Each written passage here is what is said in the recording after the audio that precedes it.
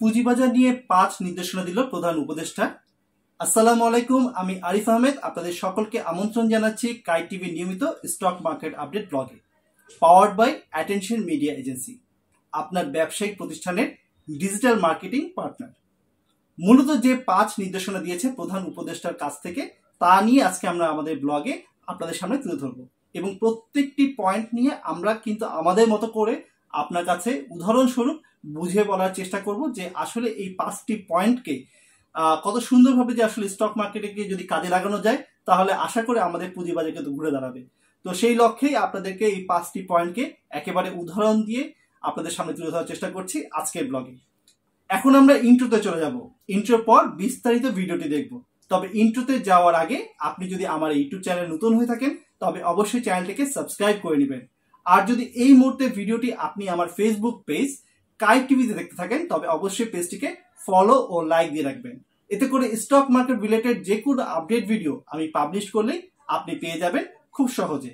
আর বরাবর মতো সেই সুযোগ তো থাকছে যে স্টক মার্কেট রিলেটেড যে কোনো ইস্যুতে আপনি আমার সাথে যোগাযোগ করতে পারেন নিচে দেওয়া হোয়াটসঅ্যাপ নাম্বারে, তবে অবশ্যই অনুরোধ থাকবে মেসেজের মাধ্যমে। তো আমরা এখন ইন্ট্রোতে চলে যাচ্ছি, ইন্ট্রোর পর আবার আপনাদের সাথে সবার সাথে দেখা হচ্ছে। ধন্যবাদ।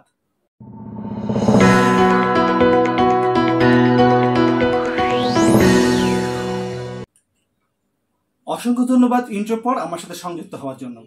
পুঁজিবাজার নিয়ে প্রাণবন্ত আলোচনা হয়েছে, প্রধান উপদেষ্টা সব শুনেছেন এবং 5টি নির্দেশনা দিয়েছেন। আশা করি বাস্তব এবং অর্থপূর্ণ সংস্কার আমরা দেখতে পারবো বলে জানিয়েছেন প্রধান উপদেষ্টার প্রেস সচিব শফিকুল আলম। তিনি বলেন, গত 9 মাসে শেয়ার বাজারে কি সংস্কার করা হয়েছে, কোথায় কোথায় সংস্কার এখনো চলমান আছে, এসব নিয়ে বিস্তারিত তুলে ধরেছেন Bangladesh securities and exchange commissioner chairman Khondokar Rashed Maksud. দীর্ঘদিন ধরে অস্থিরতা রয়েছে দেশের পুঁজিবাজারে, পুঁজি হারিয়ে বিনিয়োগকারীরা দিনের পর দিন ক্ষতিগ্রস্ত হচ্ছে। এমন অবস্থায় পুঁজিবাজার উন্নয়ন ও শক্তিশালীকরণের লক্ষ্যে অর্থ উপদেষ্টা, প্রধান উপদেষ্টার বিশেষ সহকারী, আর্থিক প্রতিষ্ঠান বিভাগের সচিব ও বিএসইসি চেয়ারম্যান নিয়ে বৈঠক করেছেন প্রধান উপদেষ্টা ডক্টর মোহাম্মদ ইউনূস। আজ রোববার 11 মে প্রধান উপদেষ্টার বাসভবন যমুনায় পুঁজিবাজার নিয়ে বৈঠক করা হয়েছে। বৈঠক শেষে সাংবাদিকদের প্রেস ব্রিফিং করে প্রধান উপদেষ্টা প্রেস সচিব শফিকুল আলম। পুঁজিবাজার নিয়ে প্রধান উপদেষ্টা দেওয়া যে 5টি নির্দেশনা দেওয়া হয়েছে সেগুলো আমি এক এক করে আপনাদের সামনে তুলে ধরার চেষ্টা করছি। প্রথমটি হচ্ছে কিন্তু সরকারের মালিকানা রয়েছে এমন মাল্টিন্যাশনাল কোম্পানিগুলোকে সরকারের শেয়ার কমিয়ে পুঁজিবাজারে অন্তর্ভুক্ত করার বিষয়ে প্রয়োজনীয় পদক্ষেপ গ্রহণ। এটি কিন্তু একটা খুব গুরুত্বপূর্ণ পয়েন্ট যে মাল্টিন্যাশনাল যেসব কোম্পানি রয়েছে সেসব কোম্পানিগুলো কিন্তু সরকারের একটা শেয়ার রয়েছে, বড় ধরনের শেয়ার রয়েছে। এই শেয়ারটাকে কিন্তু বলেছে যে কমিয়ে এটাকে পুঁজিবাজারে অন্তর্ভুক্ত করা। যেমন আমি একটা উদাহরণ দিতে পারি যে আমাদের তো ইউনিলিভারটা অলরেডি আমাদের স্টক মার্কেটে রয়েছে, মাল্টিন্যাশনাল একটা কোম্পানি। সেই কোম্পানি কিন্তু একটা বড় ধরনের স্টক রয়েছে, বড় ধরনের একটা শেয়ার রয়েছে সরকারের কাছে। তো সেইখান থেকে কিন্তু শেয়ারটা কমিয়ে এটা কিন্তু আমাদের স্টক মার্কেটে নিয়ে আসার জন্য তিনি কিন্তু একটা পদক্ষেপ নিতে বলেছেন। এরকম যে সকল মাল্টিন্যাশনাল কোম্পানিগুলো রয়েছে সে সকল মাল্টিন্যাশনাল কোম্পানিগুলোর ক্ষেত্রে কিন্তু এটা প্রযোজ্য হবে। দ্বিতীয় যে পয়েন্টটা সেটা হচ্ছে কি বেসরকারি খাতে বড় কোম্পানিগুলোকে পুঁজিবাজারে তালিকা করার ক্ষেত্রে উৎসাহিত করতে প্রণোদনা সহ প্রয়োজনীয় পদক্ষেপ গ্রহণ। আমরা জানি বা এটার বিষয়ে আমি একটু উল্লেখ করব, সেটা হচ্ছে কি তিনি কিন্তু একেবারে একটা জিনিস খুব বড়ভাবে উল্লেখ করেছে যে বাংলাদেশে কিন্তু এখন আর সেই আগের মতন অবস্থা নেই। এখন কিন্তু অনেক দেশীয় কোম্পানি রয়েছে যারা কিন্তু বড় বড় ইনভেস্টমেন্ট কিন্তু করছে আমাদের দেশে, বিলিয়ন বিলিয়ন ডলারের কিন্তু তারা কিন্তু প্রফিট করছে। কিন্তু আমরা দুর্ভাগ্যবশত হলে পরে আমাদের দুর্ভাগ্য যে আমাদের বিনিয়োগকারীরা কিন্তু সেই প্রফিট থেকে কিন্তু কোনো অংশ পাচ্ছে না। তো এই যে বড় বড় কোম্পানিগুলো আমি যদি উদাহরণ দিয়ে বলতে চাই, আমাদের সিটি গ্রুপ রয়েছে, আমাদের যমুনা গ্রুপ রয়েছে, তো এই সকল গ্রুপগুলো কিন্তু স্টক মার্কেটে কিভাবে নিয়ে আসা যায় এবং সবচেয়ে গুরুত্বপূর্ণ পয়েন্ট হচ্ছে এটি যে তাদেরকে কিন্তু জোরপূর্বক নয়, তাদেরকে প্রয়োজনে প্রণোদনা দিয়ে হলে পরেও এই স্টক মার্কেটের সাথে সংযুক্ত করতে হবে, কারণ তারা কিন্তু প্রফিট করছে। আমরা স্টক মার্কেট দেখছি যেটা হচ্ছে এখন যে যখন প্রফিট হয় তখন কিন্তু সেই কোম্পানিগুলো কিন্তু স্টক মার্কেটে আসতে চায় না, কারণ স্টক মার্কেটে আসলে পরে তখন তাদের অনেক রকম বাইন্ডিংস থাকে, তাদের অনেক রকম বিভিন্ন রকম কমিশনের দ্বারা অনেক কিছু দেখা যায়, তাদেরকে ধরা বাঁধা নিয়ম থাকে, তো তাদের কর্তৃত্ব চলে যায় অন্যদের হাতে। তো এই সকল অনেক বিষয়ের কারণে কিন্তু স্টক মার্কেটে এই যেগুলো প্রফিটেবল কোম্পানি, বড় বড় কোম্পানি, ভালো কোম্পানি, সেগুলো কিন্তু স্টক মার্কেটে আসতে চায় না। তো সেই ক্ষেত্রে আসলে এই বড় কোম্পানিগুলোকে যদি প্রণোদনা দিয়ে হলে পরে যদি স্টক মার্কেটে নিয়ে আসা যায়, তাহলে কিন্তু আমাদের স্টক মার্কেটে বিনিয়োগকারী একটা ভালো কোম্পানিতে বিনিয়োগ করার সুযোগ পাবে। তো এই বিষয় কিন্তু আমাদের এই 2 নম্বর পয়েন্টে উঠে এসছে। 3 নম্বর পয়েন্ট যেটা রয়েছে সেটা হচ্ছে স্বার্থন্বেষী মহলের কারসাজি রুখতে বিদেশি বিশেষজ্ঞদের নিয়ে এসে 3 মাসের মধ্যে পুঁজিবাজার সংস্কার করা।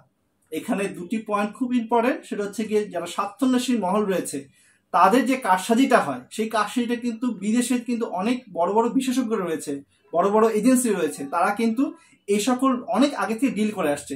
তো তাদের কিন্তু সহযোগিতায় কিন্তু এই কাজটি করা যেতে পারে। এবং বিদেশি এজেন্টদের কথা আমি এই কারণে বলবো যে তারা কিন্তু যখন এখানে আসবে, এখানে কিন্তু আরেকটা বিষয় উল্লেখযোগ্য যে তারা কিন্তু এই স্টক মার্কেটের সাথে কোনোভাবে সংযুক্ত থাকতে পারবে না, অর্থাৎ এই মার্কেট দ্বারা তারা কোনোভাবে বেনিফিটেড হতে পারবে না। তো এটি একটি কিন্তু বড় পয়েন্ট। আর বিশেষজ্ঞরা যখন বাইরে থেকে আসবে তখন কিন্তু এই দেশের যে যারা রয়েছে তাদের সাথে কিন্তু তাদের কোনো সম্পর্ক থাকবে না। যেটা হয় যে এতদিন ধরে কিন্তু সংস্কার হয়ে আসছে, কিন্তু সংস্কারের ফলাফল কি এসছে তা কিন্তু আমাদের বিনিয়োগকারীরা দেখছে বা আমরা দেখছি। তো এই দীর্ঘ সময় কিন্তু সংস্কারের ফলেও কিন্তু আমরা কিন্তু কোনো ভালো ফলাফল পাইনি। কিন্তু এখানে কিন্তু একটা জিনিস উল্লেখ করেছে যে দ্বিতীয় পয়েন্টে, সেটা হচ্ছে 3 মাসের মধ্যে এই সংস্কারটা হতে হবে। তো এই 3 মাসের সময়টা খুব গুরুত্বপূর্ণ, কারণ এখানে একটা টাইম লিমিট দেওয়া রয়েছে। এই লিমিটের মধ্যেই কিন্তু এই সংস্কারটা হতে হবে। চতুর্থ পয়েন্টে চলে যাবো। চতুর্থ পয়েন্টটি বলেছে যে পুঁজিবাজারের নিয়মের সঙ্গে অনিয়মের সঙ্গে জড়িতদের প্রত্যেকের বিরুদ্ধে কঠোর ব্যবস্থা গ্রহণ। আসলে আমরা জানি যখন যে গণ অভ্যর্থন হলো তখন আমরা দেখেছি যে রাস্তাঘাটে কিন্তু যখন ওই আইন শৃঙ্খলা বাহিনী ছিল না, তখন কিন্তু যে যার মতো চলাফেরা করেছে, যেমন তেমন ভাবে অনেক বড় বড় অ্যাক্সিডেন্ট হয়েছে, কিন্তু কোনো বিচার হয়নি। তো এই পুঁজিবাজার কিন্তু তাই হচ্ছে। যখন এখানে যদি কোনোভাবে কঠোরভাবে যদি অবস্থান না নেওয়া হয়, যারা আসলে অনিয়মের সাথে জড়িত তাদেরকে চিহ্নিত করে তাদেরকে যদি বিরুদ্ধে যদি কঠোর ব্যবস্থা না নেওয়া হয়, তাহলে কিন্তু এই অনিয়মটা হতেই থাকবে এবং এটা রেগুলার প্র্যাকটিস হয়ে যাবে। তো সেই জন্যই বলা হচ্ছে যে পুঁজিবাজারের সাথে যারা অনিয়ম করছে তাদেরকে কিন্তু স্পেসিফিক ভাবে তাদেরকে কিন্তু চিহ্নিত করতে হবে এবং তাদের বিরুদ্ধে কঠোর ব্যবস্থা নিয়ে দৃষ্টান্ত তৈরি করতে হবে।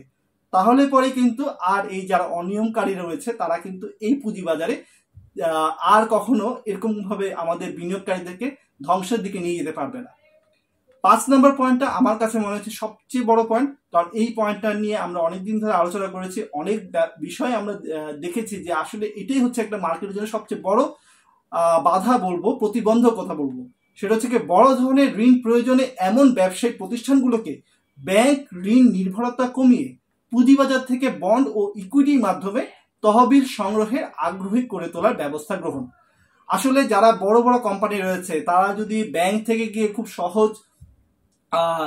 সহজে যদি তারা খুব কম ইন্টারেস্ট রেটে যদি তারা ঋণ পায় এবং প্রসিডিউরটা যদি খুব সহজ হয়, তাহলে কেন তারা আসলে এই স্টক মার্কেটে আসবে? তো এই কারণে কিন্তু বড় বড় কোম্পানিগুলো কিন্তু ব্যাংক থেকে গিয়ে দেখা যায় সিন্ডিকেট লোন করে, তার যদি বড় অঙ্কের টাকা প্রয়োজন হয়, দেখা গেল 1,000-2,000 কোটি টাকা প্রয়োজন, তারা কিন্তু সহজেই সিন্ডিকেট লোনের মাধ্যমে 3-4টা ব্যাংকের মাধ্যমে কিন্তু তারা একসাথে এই টাকাটা উত্তোলন করতে পারছে। এতে করে কিন্তু আসলে আমাদের যে পুঁজিবাজারে তারা যে আসতো, তাদের ইনভেস্টমেন্টটা নিয়ে আসতো, সেটা কিন্তু আমাদের বিনিয়োগকারীরা এখানে কিন্তু ক্ষতিগ্রস্ত হচ্ছে, তারা কিন্তু এই সুফলটা পাচ্ছে না। অপরদিকে যেটা হচ্ছে যে আমাদের ব্যাংকে যে একটা বড় অঙ্কের অর্থ যারা এই বড় বড় বিনিয়োগকারীরা নিয়ে যাচ্ছে, বড় বড় প্রতিষ্ঠানরা নিয়ে যাচ্ছে, এতে যেটা হচ্ছে যে ব্যাংকে কিন্তু একটা লিকুইডিটি ক্রাইসিস তৈরি হচ্ছে। তো দুদিক থেকেই আসলে আমাদের খুব প্রয়োজন, আমাদের পুঁজিবাজারের স্বার্থেও আমাদের প্রয়োজন, আমাদের ব্যাংকের স্বার্থেও প্রয়োজন, যেন আমাদের বড় বড় যারা প্রতিষ্ঠান রয়েছে তারা যেন পুঁজিবাজার থেকে তাদের এই ইকুইটিটা, তাদের এই প্রয়োজনটা বন্ড বা ইকুইটির মাধ্যমে তারা যেন তহবিল সংগ্রহ করে, এবং এভাবে সংগ্রহ করলে পরে আমাদের পুঁজিবাজারে কিন্তু উন্নয়ন হবে। তো আসলে এই যে 5টি পয়েন্ট নিয়ে আপনাদের সামনে তুলে ধরলাম, এই 5টি পয়েন্ট খুবই গুরুত্বপূর্ণ। যদি এই 5টি পয়েন্ট সময় মতো, আমি আবারও উল্লেখ করবো, সময় মতো যদি এই 5টি পয়েন্টকে নিয়ে কাজ করা যায় এবং এই 5টি পয়েন্টকে নিয়ে যদি একেবারে সফলভাবে আমরা সামনে যদি কোনো পদক্ষেপ দেখি, তাহলে ধরে নিতে হবে যে আমাদের পুঁজিবাজার খুব অল্প সময়ের মধ্যে ঘুরে দাঁড়াবে এবং একটা স্বচ্ছ অবস্থায় যাবে আমাদের পুঁজিবাজার।